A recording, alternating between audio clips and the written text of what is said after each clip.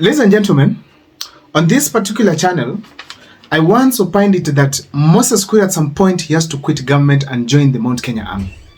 And some of you might have taken it like it might not happen. But as we speak today, Moses Kuria has quit and he has now resigned as one of the advisors of President William Ruto. Senior advisors. Now, first of all, let me remind you a few things here.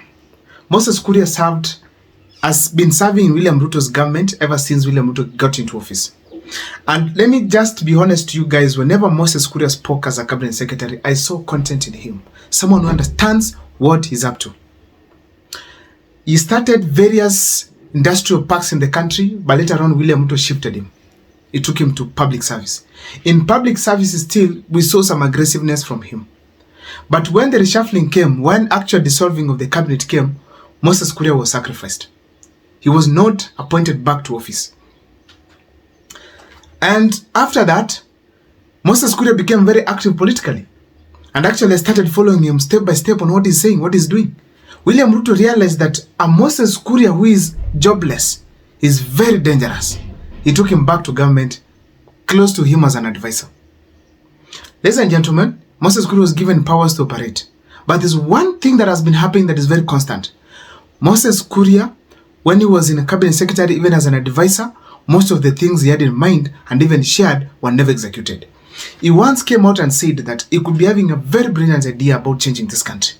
But the moment he shares it to the people above, he's told, no, wait, hiyo weka kando kwa sahi, haitumiki. That shows that either it was Farouk Kibet or William Ruto himself or the head of public service, Felix Kosigei. So they stopped him from performing. So in a nutshell, his ability was curtailed in William Ruto's government. Now, as we speak today, what could have been the reasons as to why Moses Kuria quit William Ruto's government? On this particular video, that's what I'm going to look at. But before I take you through, if this is the first time you're watching my videos at Mukwa Times, take a second or two to subscribe, like, and comment, because that is the best support you can always give this channel. My number is always here. For those who want to share with me, feel free to do so, because of course, that's the best way I get to learn from you guys. For those who want to support the channel, feel free also to use the same number, that's the M-Pesa number. Ladies and gentlemen, on the comment section, don't forget. And thank you so much for the support so far. 10,000, it's a huge milestone. Let me dive into the topic today. What are some of the reasons? First of all, is the first one that I just said, that Moses Kuria does not feel free to use his ability well within government. He is not allowed to explore his ability. He's not allowed to use his ideas to change this country as much. So he felt like, nevertheless, I'm just getting salary. So if I'm not getting benefit, we all know how Moses Kuria is. So he decided to quit. That's okay. But however, that could not be the main reason as to why Moses Kuria quit. We all know what money can do. But the fact remains that Moses Kuria also, he has that character of don't care. At some point, he reaches a point he says anything, and reaches a point he does anything. So considering what he did, that is his character. Number two. Number three, ladies and gentlemen, Moses Kuria also has been able to study what is happening in Kenyan politics. And he has noted that the ground is seriously against President William Ruto.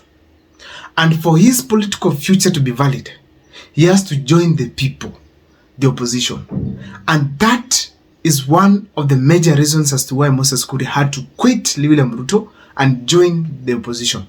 He's yet to announce officially which camp he's heading to, but that is a major reason. Ladies and gentlemen, Moses Kuria did not just get it from social media. He did not just see it from televisions, but even where he went for functions, spiritual leaders came out and told him, Moses Kuria, where you are not with you. Come back to where we are. That was an amazing statement to him. So Moses Kuria healed the call of Kenyans, the call of the people of Mount Kenya, and of course he changed tune. Hence the resignation.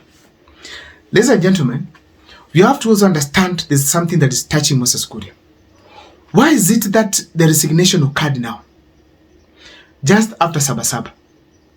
I think there's a pattern that Moses Kuria observed which is very bad. And that one, I have to be honestly sincere here.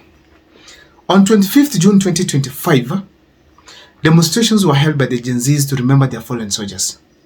But there were destructions that occurred in Nairobi for properties which most of them belong to the people of Mount Kenya.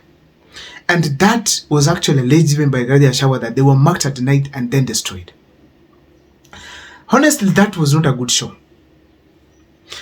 And it appeared that they were goons. From that action, people could have assumed that, okay, this is a coincidence that goons managed to get to businesses of the Mount Kenya people, and eventually it happened that these goons did not know. The fact remains that it was repeated again in the Sabasaba protests. They did not destroy Nairobi, but now the goons went to various parts of the Mount Kenya region. Talk of Kirinyaga, Kajiado, where the Mount Kenya businesses are. Talk of Ngong, where people were killed. Various parts of this country. And businesses were touched. Huge buildings were brought down. Moses Kuria was able to note also that goons, at some point, I was called by one of my supporters here that goons were literally, people they had not seen before, were literally dropped in Muranga, and they went there and terrorized businesses across there. A place called Kenon. People whom they had not seen before. Meaning there's somebody literally dispatching the goons. So Moses Kuria was able to study the pattern and said, no, there's somebody targeting certain individuals in this country. And is affected as well, being that businesses are affected, which are some of the supporters who voted for him from Kiambu County. Ladies and gentlemen, that pattern informed Moses Kuria's exit from William Ruto's camp. And he felt like, no, I have now to stand with the people. There's something I want to allege here that Moses Kuria has come to understand or see, which has hurt him deeply, that resulted to him making this kind of a decision. And I'm very strongly convinced that it's a decision that is centered on the activities that are occurring on Sabasaba, 25th June of 2025, and most importantly, related to the business people and the residents of Mount Kenya. Ladies and gentlemen, another thing that I have to say it here, it is that Moses Kuria, considering that he's also a leader from the Mount Kenya region, is not happy about the killings that have been occurring lately. When we had Boniface Karaoke shot, it was not even talked about by most of the leaders. Those cries cannot be fought well in government. Those killings cannot be talked about when you are in government. You can only air your voice when you are out of government against President William Ruto. That is why Moses Kuria is also out of government, to simply help fight the war against the things that are happening in the country, but to be specifically the Mount Kenya people. I don't know what you think, but on this particular forum, please feel free to share with me. And I've seen a hashtag that is going on online saying, we are all Kikuyus.